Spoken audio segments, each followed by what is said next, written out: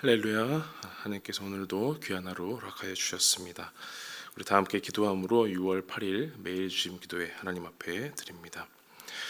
살아계신 아버지 하나님, 오늘도 우리의 몸과 마음을 깨워주시고 주님 앞에 나오게 하심을 감사드립니다. 오늘도 우리 가족들을 위하여서 기도합니다. 하나님, 하나님의 은혜로 열매 맺듯이 나에게 배우자와 또한 자녀들을 또 우리의 가족들을 허락해 주신 은혜를 감사합니다. 하나님, 우리 가족들의 몸의 건강을 생각하며 또한 동시에 정신의 건강도 생각합니다. 현대 사회에 이르를수록 이 정신 건강에 대한 어려움이 참으로 늘어나고 있는데 하나님, 약을 먹어도 해결이 안 되고 기도를 해도 해결이 안 되는 이런 시대의 상황 속에서 아버지 하나님께 다시 한번 매달리며 나아갑니다. 하나님, 먹는 약 중에서도 하나님 그 마음을 안정케 하고 또 몸을 어렵게 하는 그런 약들도 있을 터인데 부디 모든 치료 과정 가운데 또 약물을 복용하는 그런 과정 가운데 하나님 역사하여 주셔서 우리 가족들의 몸과 마음과 정신을 다 붙잡아 주시옵소서. 하나님, 또한 기도하는 가운데 우리 자녀들을 위해서 기도합니다. 우리 자녀들이 하나님 몸은 건강해지고 머리는 커가지만 그 마음 가운데 그 영 가운데 하나님을 향한 신앙이 점점 희미해지는 것을 보며 또 부모된 우리로서 어른된 우리가 참으로 마음이 아프고 하나님 앞에 송구합니다.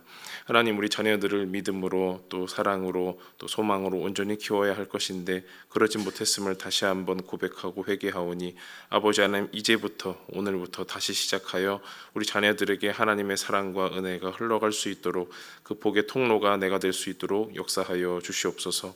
아브라함에게 허락하신 그 믿음과 또 후손과 신학에 대한 복이 온전히 우리 가정에 흘러갈 수 있도록 역사하여 주시옵소서.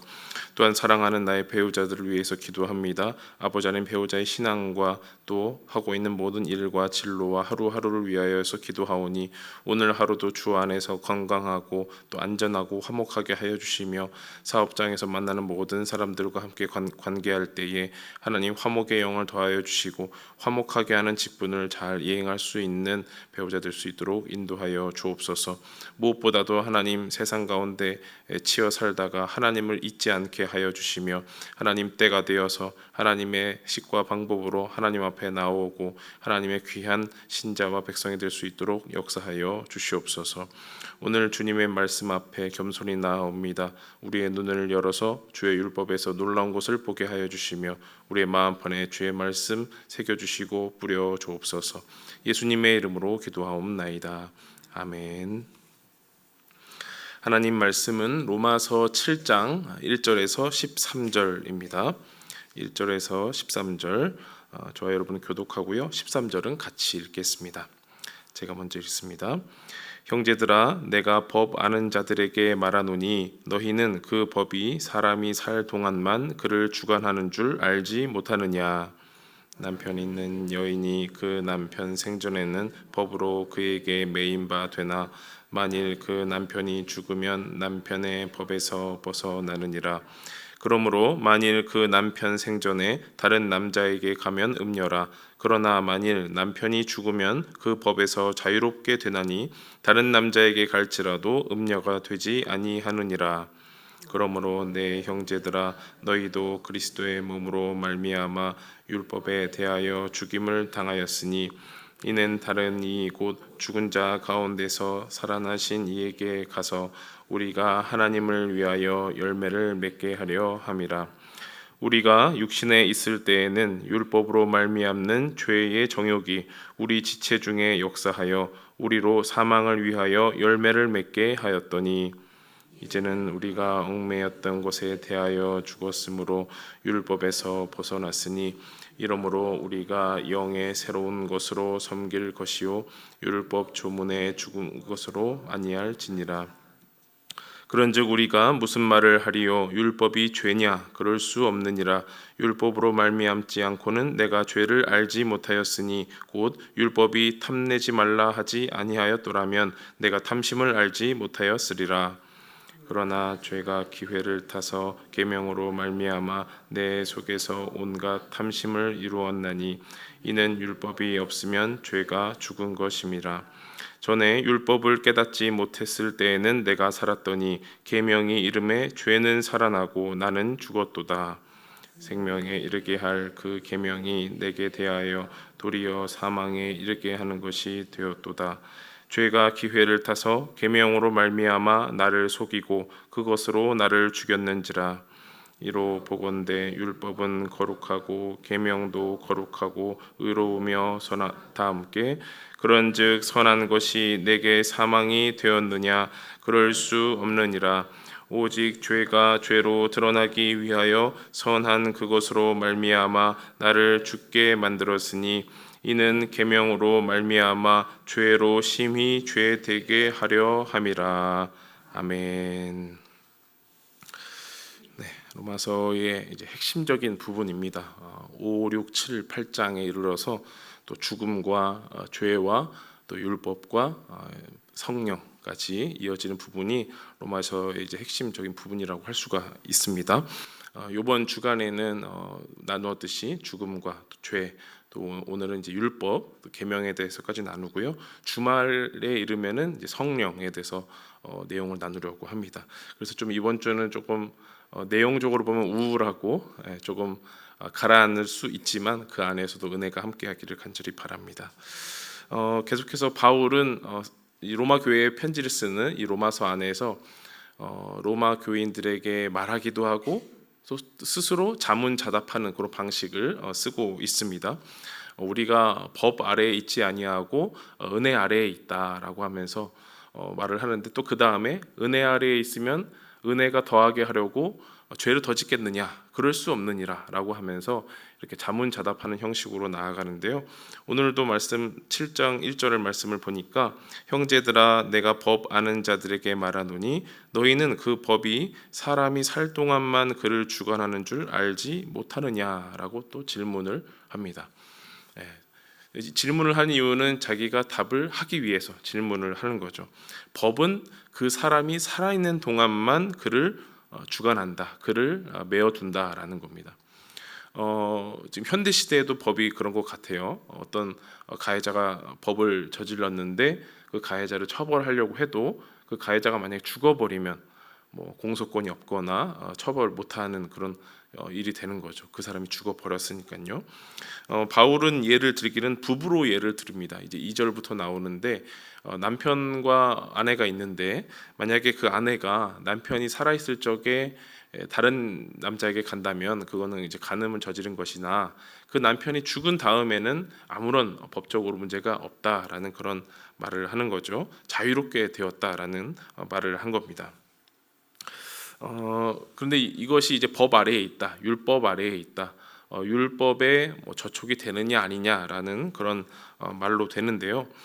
율법의 제한성을 말을 하는 겁니다. 그 율법이 아주 이제 확장적이고 모든 것이 다 적용이 되는 것이 아니라 율법은 그 사람이 살 동안만 적용이 되기 때문에 굉장히 이렇게 제한적이다, 아주 좁다라는 그런 의미를 말을 하는 것이죠.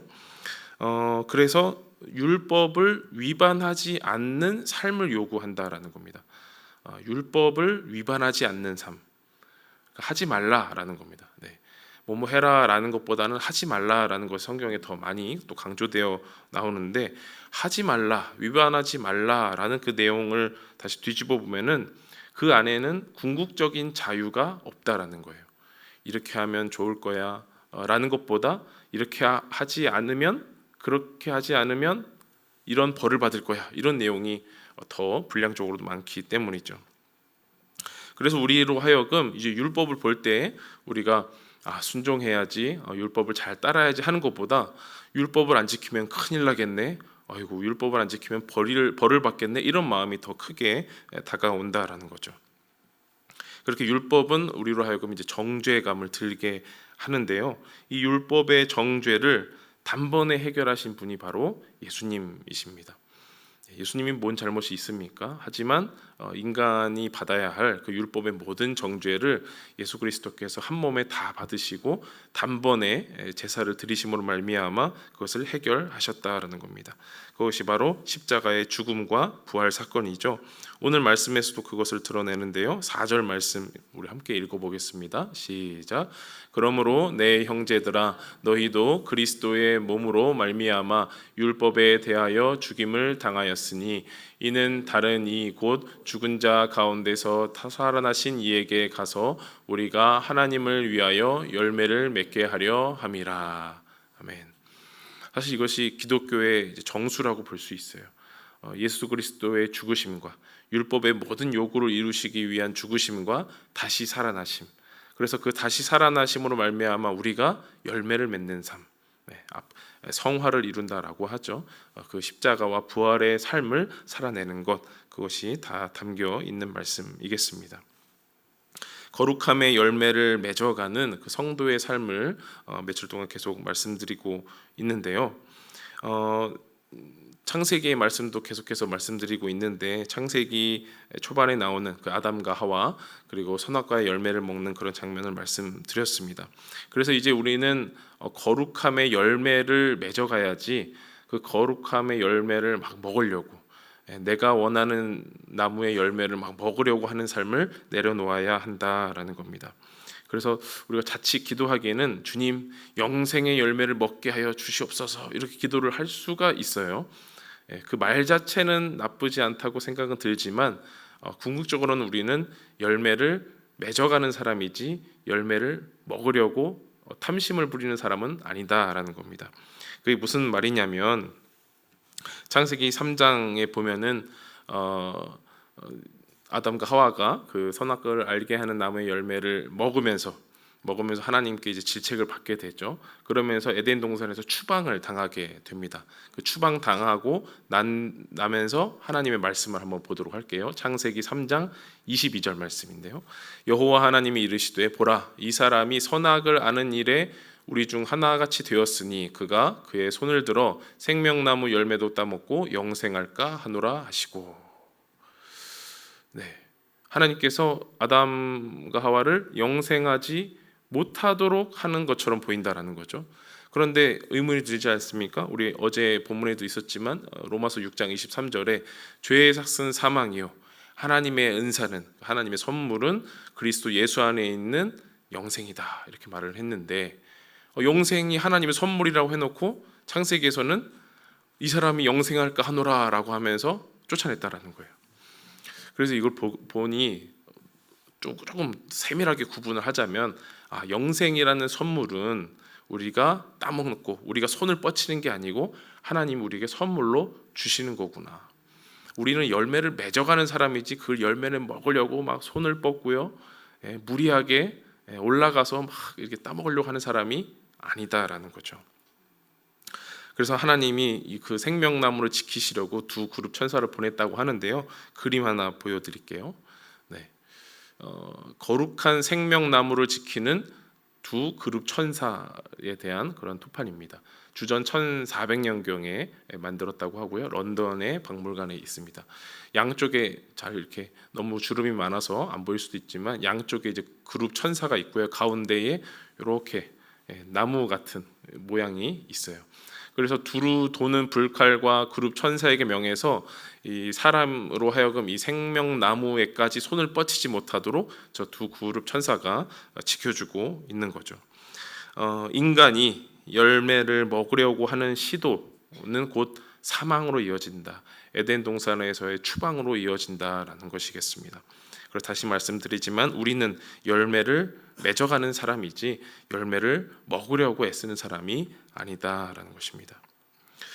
이러한 것들을 이제 율법 계명이 알려주고 있는 것이죠. 우리는 탐심을 줄이고 또 죄가 드러나기 위하여서 계명이 있다라는 것인데요. 7절 말씀 제가 읽어드릴게요.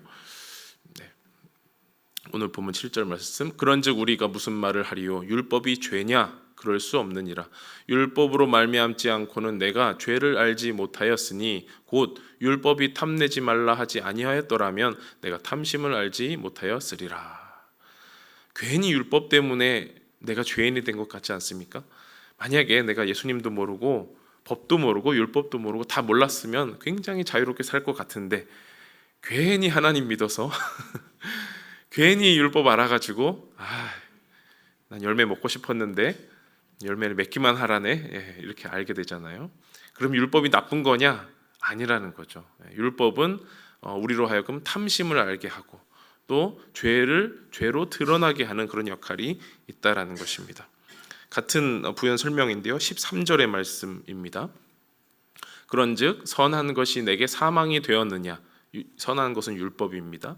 그럴 수 없느니라. 오직 죄가 죄로 드러나기 위하여 선한 그것으로 말미암아 나를 죽게 만들었으니 이는 계명으로 말미암아 죄로 심히 죄 되게 하려 함이라. 계명을 통하여서 죄가 죄로 더 드러나여서 탐심도 드러나게 되고 내 안에 있는 죄도 다 드러나게 된다. 나 스스로 정죄하면 된다라는 것이겠습니다. 그리고 그 모든 율법의 정죄함, 율법의 요구를 예수님께서 해결하시고 이루셨다라는 말이죠. 거룩하고 선하고 의로운 이 계명의 한계가 여기 있는 것입니다. 죄를 드러낼 뿐 그것을 해결해 주지는 못한다. 처벌할 뿐 해결해 주지는 못한다. 다시 말하면 열매를 맺어주게는 못한다라는 겁니다. 열매를 못 따먹게 손을 탁 치고 혼내줄 수는 있지만 열매를 맺어주지는 못하게 한다라는 것이 율법의 한계라는 겁니다. 그러한 율법의 요구를 감당하시고 율법을 완성시킨 예수님을 우리가 믿고 있는 것이죠. 우리는 하나님을 향하여서, 그래서 예수님은 하나님을 향하여서 이 피조물이 불순종한 것을 다 완성시키시고 또 십자가의 정죄함을 몸으로 다 감당하시고 완성시키셨다라는 것입니다. 이것은 우리뿐만 아니라 아담으로부터 또 이스라엘 민족으로부터 우리의 모든 죄와 불순종과 또 죄의 통치 가운데 살아가는 우리를 불쌍히 여기시는 예수님의 은혜다라고 보면 되겠습니다. 말씀을 정리하려고 합니다. 여러분, 우리는 거룩한 열매를 맺어가는 사람들입니다. 이제 성령의 열매, 이런 건 이제 주말과 다음 주에 더욱더 많이 볼 텐데요. 우리는 거룩한 열매를 맺어가는 사람들, 거룩한 열매를 따먹으려고 경쟁하거나 또 싸우거나 박해하거나 비방하는 사람들이 아니라 우리 스스로 하나님 안에서 열매를 맺어가는 사람들입니다. 그래서 말씀을 통하여서 우리 스스로를 돌아보고 오늘도 말씀으로 우리의 인생 가운데 물을 주고 자양분을 주고 또 햇빛과 같은 말씀을 우리 가운데 비추어서 열매를 맺어가는 것이죠. 또 지난날에 잘못 자라난 가지와 줄기가 있다면 하나님 안에서 반성하며 가지치기도 하고 또 그에 맞게 처리를 해주는 그런 역할을 하는 겁니다. 그래서 그런 작업들을 통하여서 예수 그리스도의 은혜를 다시 한번 되새기고 계속해서 망각하는 우리 자신에게 예수님의 은혜를 되새기고 되새겨서 하나님을 위한 열매를 맺어가는 사람들인 것입니다. 다시 한번 읽어볼 텐데요. 4절의 말씀, 오늘 말씀이죠. 로마서 7장 4절의 말씀 함께 읽고 기도하겠습니다. 다 함께 시작. 그러므로 내 형제들아, 너희도 그리스도의 몸으로 말미암아 율법에 대하여 죽임을 당하였으니 이는 다른 이 곧 죽은 자 가운데서 살아나신 이에게 가서 우리가 하나님을 위하여 열매를 맺게 하려 함이라. 아멘. 죄로 말미암아 죽을 수밖에 없던 우리가 하나님을 향하여 하나님을 위하여 열매 맺는 삶을 오늘도 잘 살아내시기를 바랍니다. 오늘도 고민해 보십시오. 집으로 돌아가셔서 또한 사업장으로 가셔서 또 나의 모든 일정과 발걸음 속에서 내가 하나님을 위하여 어떤 열매를 맺을 수 있을까 고민하시면서 나아가는 또 그 열매를 우리의 삶 곳곳에서 맺어가시는 저와 여러분 되시기를 간절히 소원합니다.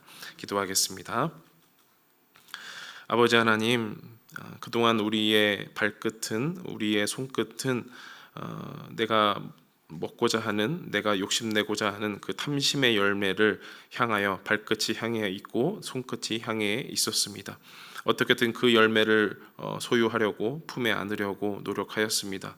하지만 계명으로 말미암아 그 모든 것이 탐심이요 죄인 것을 알게 되었습니다.